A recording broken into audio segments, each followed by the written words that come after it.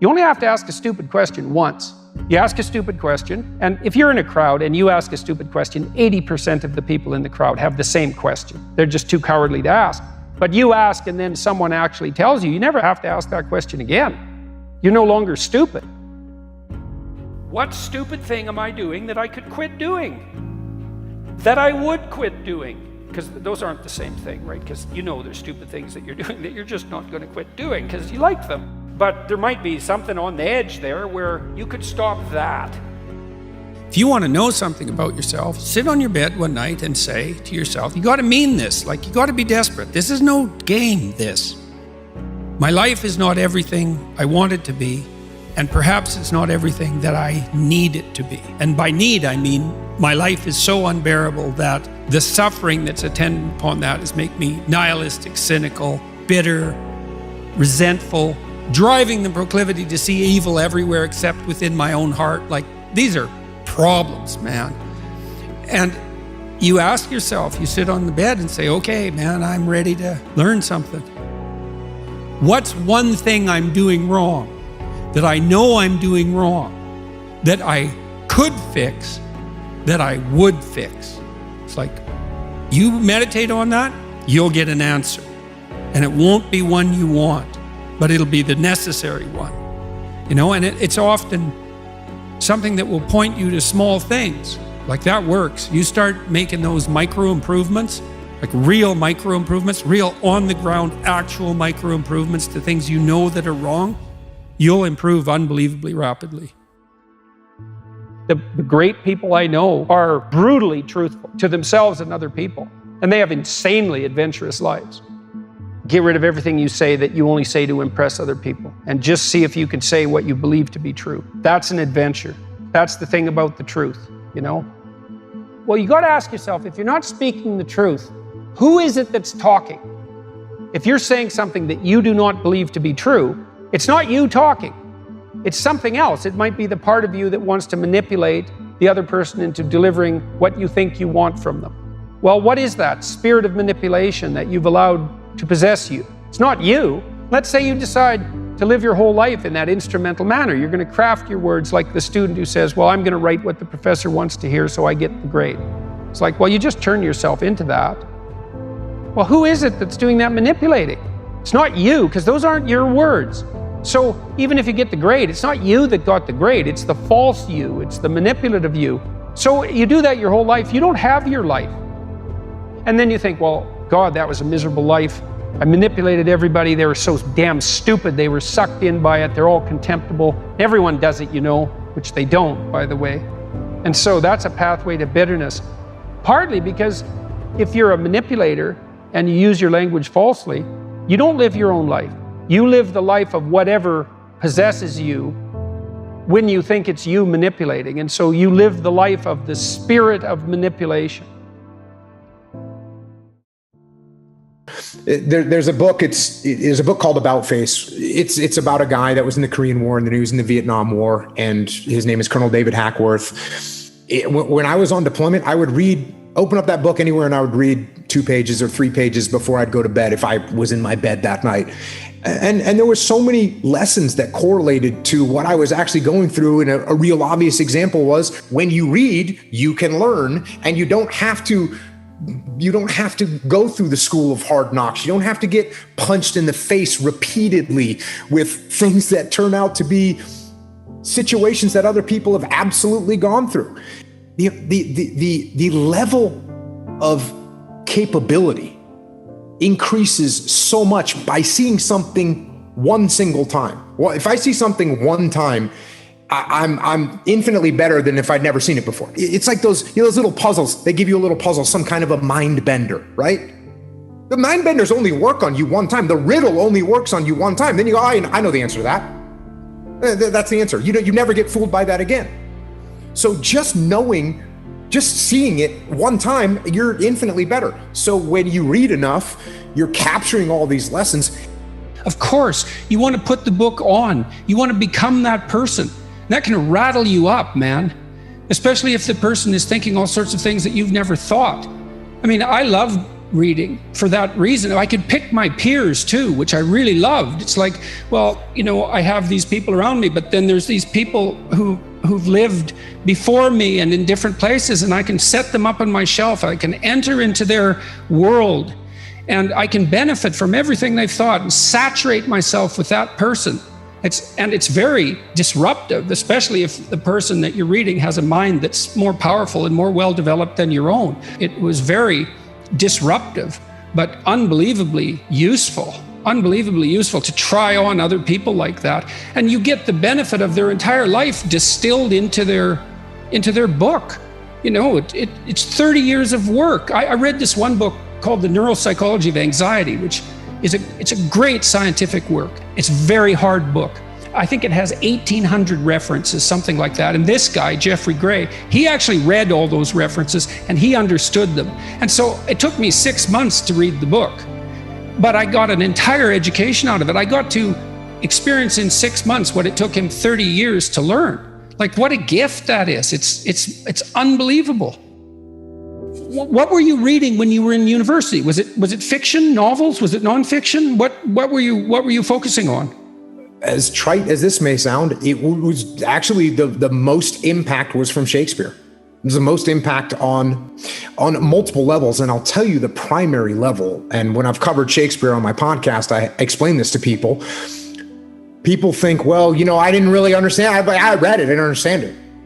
If you think you're going to just pick up Shakespeare, open it up and read it and understand it, you're not going to, because it's barely written in English.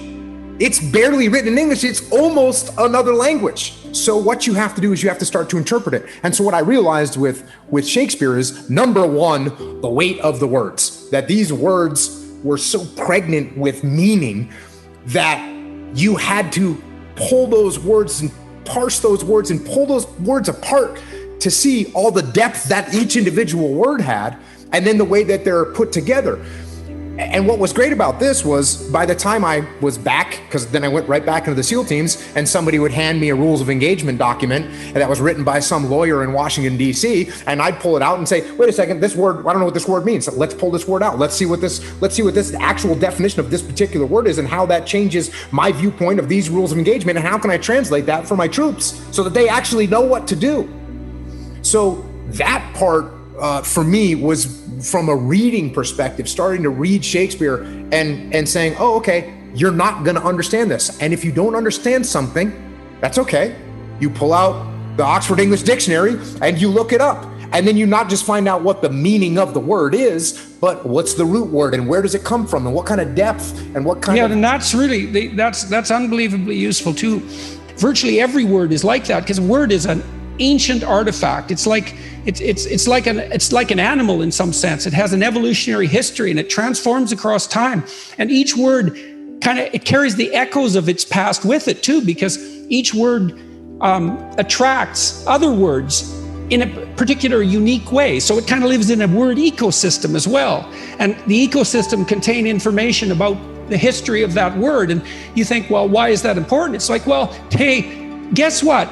You think in words, you talk in words. You have all these archaic entities, these words, these living entities that you use. It's like the more you know about them, the more you know about you, the more you know about other people, and the better you are at formulating and communicating your ideas. There's nothing lost in that kind of investigation. There's nothing but gain there. Your ambition, if you have any sense, is actually to become competent. Do you want to be competent and dangerous, or do you want to be vague and useless? It is definitely the case that there is no more exceptional form of the capacity to be dangerous than to be articulate. And so it's a moral endeavor in some real sense. Right? To become articulate is to become the master of your own tongue. Every advantage comes with a disadvantage. So if you're extroverted, you're social and you're positive, but you're impulsive and you can tilt towards hedonism and you can't stand being alone.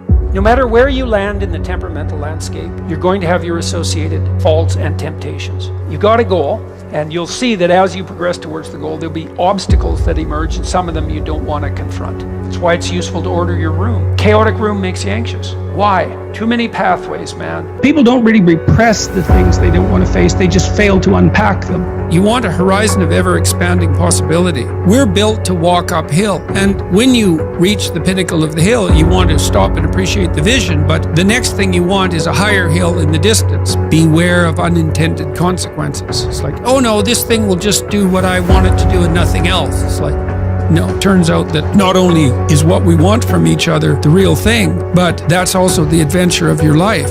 And so if you aren't truthful, and that means, unfortunately, especially at the beginning, when you start to be truthful, it means deeply coming to terms with your inadequacies in humility. So it's very painful. Without that, you don't have the adventure of your life. You have the role that you've acquiesced to, and that'll take all the meaning out of your life. It's good for you to go take your place in the world. Have some ambition, have a vision, have a goal, have a strategy. Try to be a good person, not because it's your duty precisely, because that's the proper way to live. You sit on the bed and say, okay, man, I'm ready to learn something. What's one thing I'm doing wrong, that I know I'm doing wrong, that I could fix? You meditate on that, you'll get an answer. You grow in proportion to the weight you take on voluntarily. And it's also true that we have no idea what the upper limit to that is.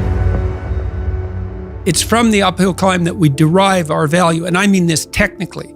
So almost all the positive emotion we feel, especially the emotion that fills us with enthusiasm, and that's experienced in relationship to a goal. And so in some sense, you want a goal that you can never attain. So you can always move closer to the goal that recedes as you move towards it. You think, well, that's frustrating. It's like Sisyphus pushing the rock uphill. But it's not, because as you pursue that goal, you put yourself together and your life does get better and richer and more abundant. And that's why the highest levels of virtue and goal are in some sense transcendent. You want them to be above everything you're doing so you can continually move towards something that's more sublime and better. That's what you are. You're here to live, not to sleep. And the problem with the vision of Mai Tais on the beach is that, well, first of all, that's a vision of drug-induced unconsciousness. Second, it's only going to work for about a week. Third, you're going to be a laughingstock in a month and depressed and aimless and goalless. You want a horizon of ever-expanding possibility. And so it does happen to people because they've staked their soul on the attainment of an instrumental goal. And it can be a pretty high-order goal, but then you think, now I'm there, now what? Well, the answer can't be, well, I'm going to live in the lap of luxury and never have to leave the faith. What do you want to be, a giant infant with a gold bottle? You never have to do anything but lay in your back and suck? It's like, you see the problem with that as a conceptualization.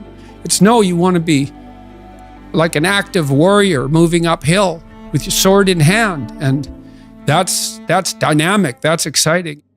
People are afraid of the truth because often if you reveal it, it causes conflict in the moment. Telling the truth is definitely an adventure. Seeking for sure, but also telling. Another way of going about it is to just say what you think and see what happens. That's an adventure, because you don't know what the outcome is going to be. So look, there's this old idea that it's necessary to have faith in the truth.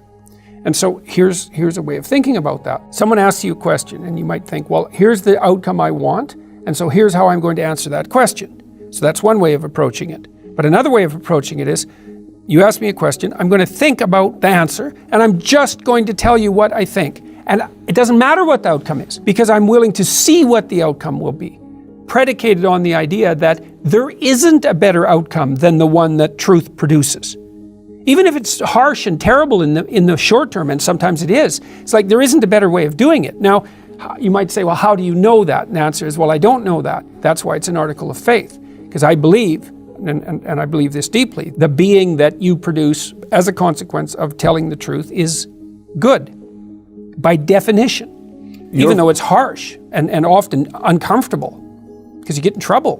One of the things that I've really learned recently, or learned to articulate better, is that there's a very tight relationship between aspiration and responsibility. The first question might be, do you need to aspire to something? And the answer is, well, yes, because you have to do something. If you just sit there, you'll die. You can't just sit there. You have to go act out in the world. Okay, so act towards what? Well, that's whatever your aspiration is. You have to have an aim. Okay, well, what should the aim be? Well, it should be something worth doing, let's say. Why do something that you don't feel is worth doing? What do you think's worth doing? Well, if you watch other people and you judge when they're doing something worthwhile, you usually judge them positively if you see that they're taking responsibility, at least for themselves. What, do you want to be completely useless so other people have to take care of you? That's pretty pathetic. And maybe you could get your act together so you're taking care of yourself and your family. And maybe you could even do better than that and take care of yourself and your family and your community. Well, good for you. That's responsibility and that's an aim. Well, here's one of the things that's cool about that is that your life doesn't have meaning without aspiration or an aim. Okay, so you need a hierarchy of values. There's got to be something at the top. It's got to be something important. If you don't have that, your life doesn't have any meaning. So if you criticize the hierarchy or even the idea of hierarchy, you destroy the idea of aspiration. And then people have nothing. Well, that's not helpful. People are built for a struggle and they're built for a weight, and you want to take on a heavy burden voluntarily. See if you can put yourself together. See what you can do out in the world while you're waiting to die. It's an all-in game. It better be worthwhile. If you gaze into the abyss long enough, you see the light, not the darkness. I'm betting my life on it. Bring it on. The adventure along the route, man. And I would say, where's that adventure to be found? You don't want someone else's fate. Man, your fate's enough. And your adventure's enough. It's plenty. It's more than you can ever fully realize. And so that's also part of the reason that we all believe that the individual has some intrinsic dignity. It's don't be so sure that your position and your room is so damn trivial. It might be your attitude towards it that's trivial. And if you're in dire straits and dire circumstances, just look at how much opportunity you have to make things better. Well, maybe the same thing's true of life, right? You bind yourself to it. And the tighter you bind yourself to it, the more you find out what it is. And that's like a radical embrace. We're built to walk uphill. And when you reach the pinnacle of the hill, you want to stop and appreciate the vision. But the next thing you want is a higher hill in the distance, because it's from the uphill climb that we derive our value. Almost all the positive emotion we feel, especially the emotion that fills us with enthusiasm, that's experienced in relationship to a goal. And so in some sense, you want a goal that you can never attain. There's nothing that makes you more formidable than verbal competence, than being able to articulate, be able to think, to marshal your arguments, right? Aim yourself in one direction. And you might say, well, I've gone halfway down this path and I found out it's wrong. Well, how do you distinguish that from just giving up? Well, that's a really hard question, right? It's a moral hazard. But then the absolute is, yeah, but you have to play one of them. You have to learn to play one of them. You have to become an expert at least one of them. And then that's not a relative proposition. And I believe that's true. So you want to commit to something. And then when you commit to something, you require yourself to bring all of your disparate components moving in a single direction, united in a single direction. So it's a unifying act. You said that a harmless man is not a good man. A good man is a very dangerous man who has that under voluntary control. How should people become more dangerous?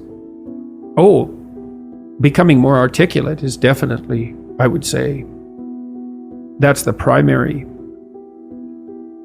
array of weapons. I mean, physical prowess is something, and it's not nothing, that physical confidence that comes along with that as well. But the same thing replicated at the level of the ability to communicate and to think, that's a way broader field of battle and opportunity. In a world with seemingly infinite options, it can be challenging to decide on the best course of action for one's life. Peterson suggests that a useful approach is to focus on what bothers you or what you find most challenging. These discomforts or challenges can be an indication of where one should focus their time and energy. By leaning into what is difficult or uncomfortable, individuals can discover their strengths and find direction in their lives. Be honest with yourself about your interests, abilities, and limitations, and pursue the path that aligns most closely with your values and passions. There's a lot of things you could be bothered by. Like a million things, man. But some things grip you. They bug you, and they might make you resentful and bitter because they bug you so much. Like, they're your things, man. They've got you. So then I look for a question that I would like the answer to. I would really like the answer to it, so I don't assume I already have the answer. because I would actually really like to have the answer. So if I could get a better answer, great. And so that's the first thing. And that's like a prayer. It's like, okay, here's a mystery. I would like to delve into it further. Well, so that's humility. It's like, here's a mystery, which means I don't know. I would like to delve into it further, which means I don't know enough already. And then comes the revelation. It's like, well, what's a revelation? Well, if you ask yourself a question, it's a real question. Do you get an answer or not? And the answer is, well, yeah, thoughts start to appear in your head. So From somewhere. that's right, from somewhere. Where do they come from? Do you have a sense? Depends on what you're aiming at. It depends on your intent. So imagine that your intent is to make things better. Then maybe they come from the place that's designed to make things better. Maybe your intent is to make things worse. Then they come from hell. Let's say you want to become who you could be in the fullest sense. So let's say you're someone who's going to solve some serious problems. Okay, the first thing you have to do is admit to the seriousness of the problems. That's no joke. And so the first thing is just the terror of the problem itself. And that's enough to paralyze you, right? And that's the Hydra, that's the Gorgon with the head of snakes. It'll paralyze you and turn you to stone. That's the basilisk in the Harry Potter series.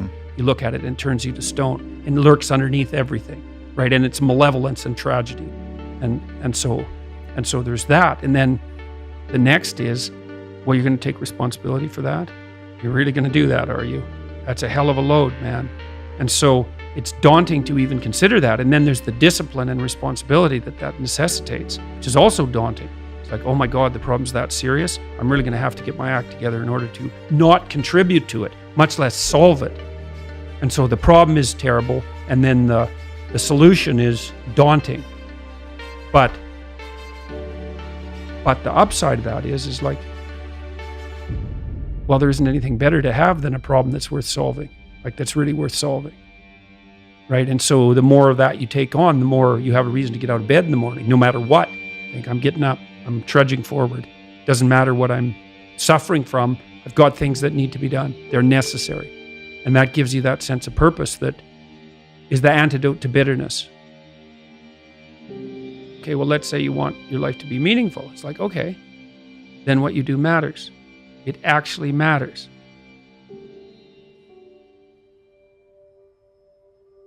So that's an interesting thing. Well, so let's say you go over your past with a fine-tooth comb and you decide you're going to take responsibility for everything that you did that was wrong and everything that you failed to do that you could have done that was right. It's like, does that change the world? It's like, depends on how thoroughly you do it. You might say it changes the world like nothing else possibly can. And I think that that's actually right. You have to allow yourself a certain latitude for error. And that's a useful thing to know too. One of the things I tell people when they're trying to develop a vision for their life or an implementable plan is make a bad plan. Like, make the best one you can, but don't get obsessive about it. It's like, make a plan, implement it. You'll figure out when you implement it why it's stupid. Exactly. And then you can fix it a little bit. Compare yourself to who you were yesterday and not to who someone else is today.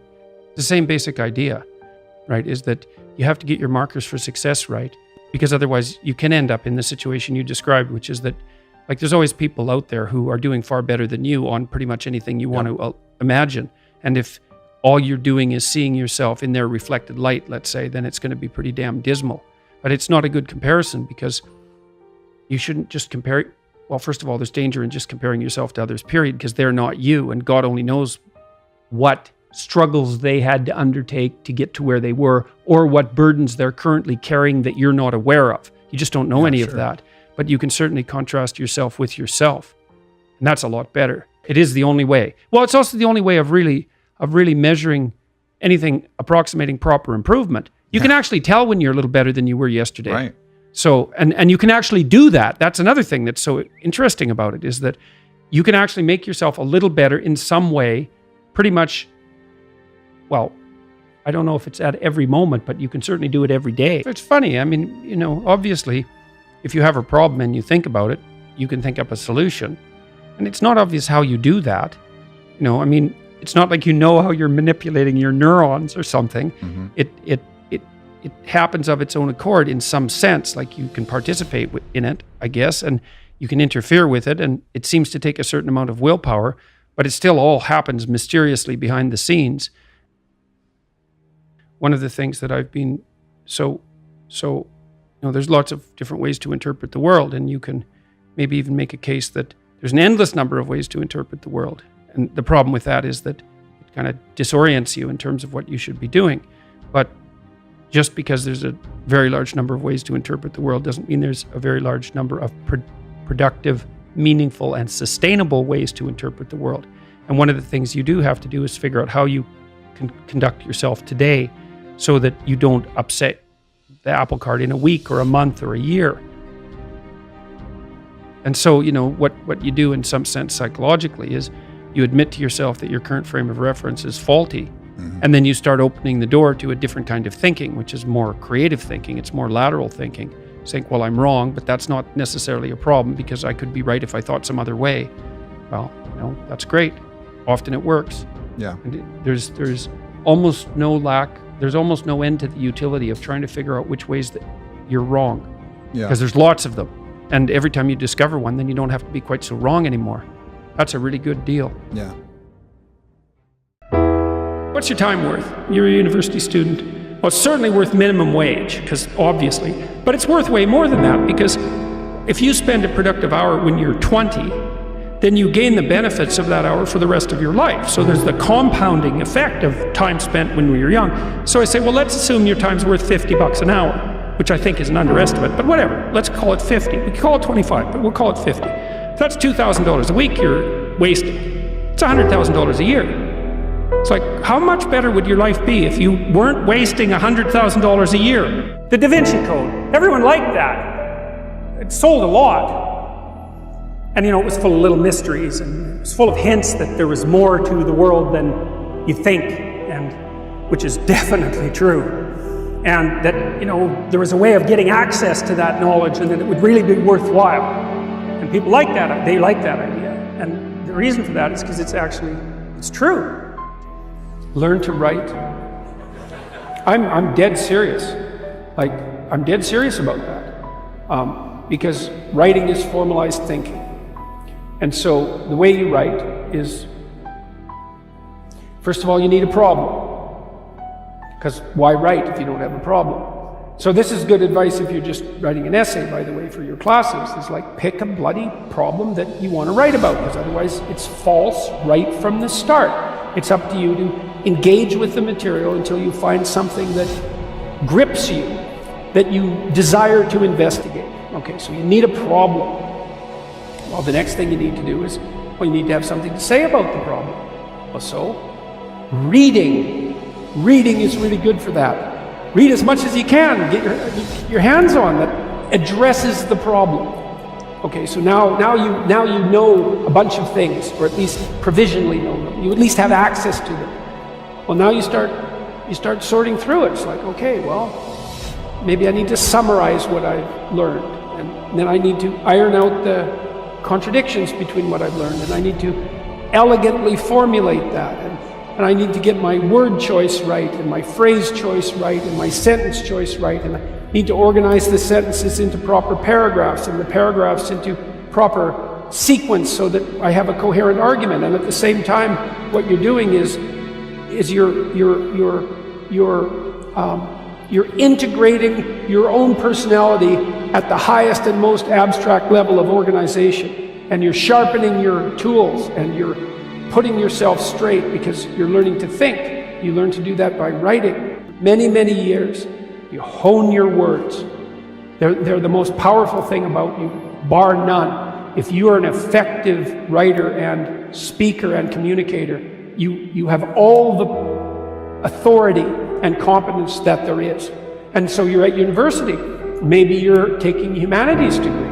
Well, what's the humanities degree for? It's to teach you how to think.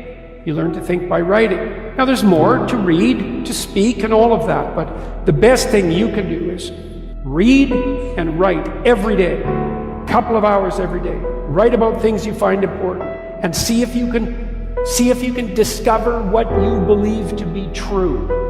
And that'll build you a foundation. And it's unbelievably practical. Like if you look at people who are phenomenally successful across life, there's various reasons, but one of them is that they're unbelievably good at articulating what they're aiming at and strategizing and negotiating and enticing people with a vision forward. It's like, get your words together, man. That makes you unstoppable. And that's the core of the humanities, that idea. Just get your words together. Make yourself an articulate creature, and then you're deadly in the best possible way. So, and take that seriously. The best thing you can do is teach people to write, because there's no difference between that and thinking. And one of the things that just blows me away about universities is that no one ever tells students why they should write something. It's like, well, you have to do this assignment. Well, why are you writing? Well, you need the grade. It's like, no, you need to learn to think. Because thinking makes you act effectively in the world. Thinking makes you win the battles you undertake. And those could be battles for good things. If you can think and speak and write, you are absolutely deadly. Nothing can get in your way. So that's why you learn to write. It's like, and I can't believe that people aren't just told that. It's like, it's the most powerful weapon you could possibly provide someone with. And I know lots of people who've been staggeringly successful and watched them throughout my life. I mean, those people, you don't want to have an argument with them. They'll just slash you into pieces. And not in a malevolent way. It's like, if you're going to make your point and they're going to make their point, you better have your points organized, because otherwise you are going to look like and be an absolute idiot. You are not going to get anywhere. The truth of the matter is that you have a lot of potential as a child, but none of that is capable of manifesting itself as freedom before you become disciplined. And discipline is a matter of the imposition of order, and the order is necessary, especially for people who are hopeless and nihilistic. And what does it mean? Well, it doesn't mean, geez, I hate getting up at 8 o'clock in the morning to get ready for work. That just means that you're not very disciplined, or maybe that it might mean something deeper. But I'd start with lack of discipline before, rearranging your whole life. Because you might say, well, I hate getting up at 8 o'clock in the morning no matter what I'm doing, and then it's not your job. I don't mean don't do difficult things. I mean, watch yourself, and if you see that you're doing things that make you hate yourself, then consider the cost of continuing. If something's valuable, you'll make sacrifices to attain it. That discovery of sacrifice, I think that's what separates it's one of the primary factors separating human beings from animals. Because we discovered that we could let go of something we value in the present, and we would gain something we value even more in the future. Lay a disciplinary structure on yourself, get the chaos in check, and then you can move towards a state that's freer, because it's discipline first. Like, look, if you're going to become a concert pianist, there's going to be several thousand hours of extraordinarily disciplined practice. That's the imposition of order on your potential, let's say. But what comes out of that is a much grander freedom. And so in virtually every freedom that you have in life that's true freedom is purchased at the price of discipline. That it's not some casual self-help doctrine. It's that if you don't organize yourself properly, you'll pay for it, and in a big way, and so will the people around you. And I would say, start where you can start. If something announces itself to you as in need of repair, that you could repair, then hey, fix it. You fix 100 things like that, your life will be a lot different. I often tell people too, fix the things you repeat every day, because people tend to think of those as trivial. You get up, you brush your teeth, you have your breakfast, you have your routines that you go through every day. Well, those probably constitute 50% of your life. And people think, well, they're mundane, I don't need to pay attention to them. It's like, no, that's exactly wrong. The things you do every day, those are the most important things you do, hands down. Well, there isn't anything better to have than a problem that's worth solving, that's really worth solving. Right? And so the more of that you take on, the more you have a reason to get out of bed in the morning, no matter what. I'm getting up, I'm trudging forward. Doesn't matter what I'm suffering from, I've got things that need to be done. They're necessary. And that gives you that sense of purpose that is the antidote to bitterness. So, yeah, there's lots of reasons to, because I've thought for a long time, imagine you have a choice in front of you, because you do. So here's the choice. Your life is either meaningful or meaningless. Okay, so let's go through the meaningless part first. Because you think, well, of course I don't want it to be meaningless. It's like, yeah, just hold on a second. Nothing you do matters. And so impulsive pleasure is the order of the day. No responsibility. You can do whatever you want. It's like Pleasure Island in Pinocchio, right? Or it's like Neverland in Peter Pan. You're still a kid. You can play all the time. Yeah. Impulsive pleasure and no responsibility. That's the reward for meaninglessness. Well, but then the other side is, okay, well, let's say you want your life to be meaningful. It's like, okay, then what you do matters. It actually matters, right? Make a mistake, hurts you, hurts your family, hurts the world in a deeper way than you think. And you have to be awake to that. And then you have to take it on yourself. So you're at a particular stage right now, and that stage would involve a particular worldview and the behaviors that go along with that. So the perceptions and behaviors.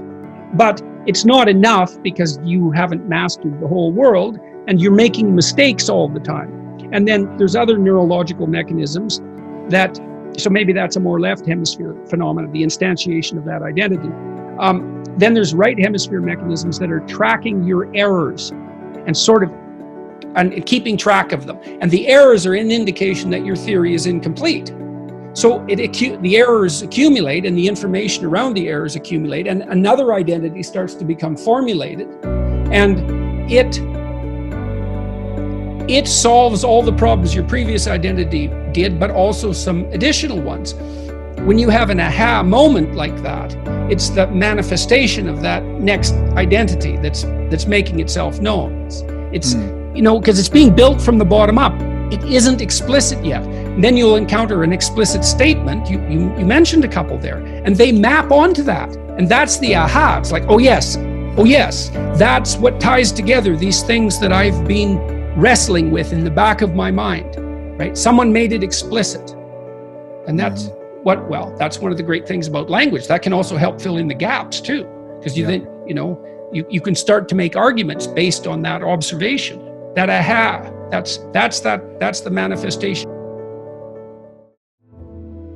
What is the consequence, the long-term consequence of acting? So many people, especially because of the world I live in Instagram and social media, we kind of build out these personas, and then we almost follow the implicit instructions that come with those personas. Well, that's the problem right there, is that I think Pinocchio is brilliant work of art. If you're a puppet and an actor, and Pinocchio is both at times in that movie, both a puppet and an actor. So why an actor? Like, why is there something wrong with being an actor? Well, the first question is, well, who sets your role? And then the second question is, who's pulling your strings? So you've put on this front that is there to make you popular and sexy and desirable and to mask from yourself your own inadequacies. But that's a role. Well, who wrote it? And for what purpose? And maybe you're acting out a tragedy. Maybe you're acting out Narcissus. You don't know, because you've put that on yourself in an attempt, in some ways, to deliver to people what they want, or more accurately, to look as though you're delivering to people what they want. And it's not nothing to do that, right? Because at least you're attempting, in some sense, to adapt to the social world. Someone who's really infantile and dependent, someone who's never left home, part of their problem is that they haven't crafted a persona. So you don't want to denigrate it entirely, but it's no substitute for the real thing. And it turns out that not only is what we want from each other the real thing, but that's also the adventure of your life. And so if you aren't truthful, and that means, unfortunately, especially at the beginning, when you start to be truthful, it means deeply coming to terms with your inadequacies in humility. So it's very painful. Without that, you don't have the adventure of your life. You have the role that you've acquiesced to. And that'll take all the meaning out of your life.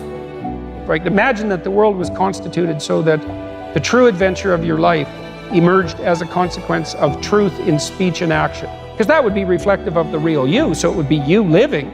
And then imagine that the adventure that would occur if you dwelled in the truth would be so overwhelming that it would justify all the suffering. I've really contended with this idea of struggle and chaos in my life and the role it plays. And once upon a time, I thought I was trying to rid my life of chaos and struggle. I thought that's why I was trying to get rich and get the Ferrari and the blonde. I thought that would create a life free of struggle. But then I looked at some studies and I heard about this thing called gold medal depression, when Olympians come back from the Olympics and they've lost orientation. And I tried to understand the role that struggle would have to play for me to be a fulfilled human being for the rest of my life. We're built to walk uphill. And when you reach the pinnacle of the hill, you want to stop and appreciate the vision. But the next thing you want is a higher hill in the distance, because it's the uphill climb that it's from the uphill climb that we derive our value. And I mean this technically. So almost all the positive emotion we feel, especially the emotion that fills us with enthusiasm, that's experienced in relationship to a goal. And so in some sense, you want a goal that you can never attain, right? So you can always move closer to the goal that recedes as you move towards it. You think, well, that's frustrating. It's like Sisyphus pushing the rock uphill. But it's not, because as you pursue that goal, you put yourself together and your life does get better and richer and more abundant. And that's why the highest levels of virtue and goal are in some sense transcendent. You want them to be above everything you're doing so you can continually move towards something that's more sublime and better. That's what you are. You're here to live, not to sleep.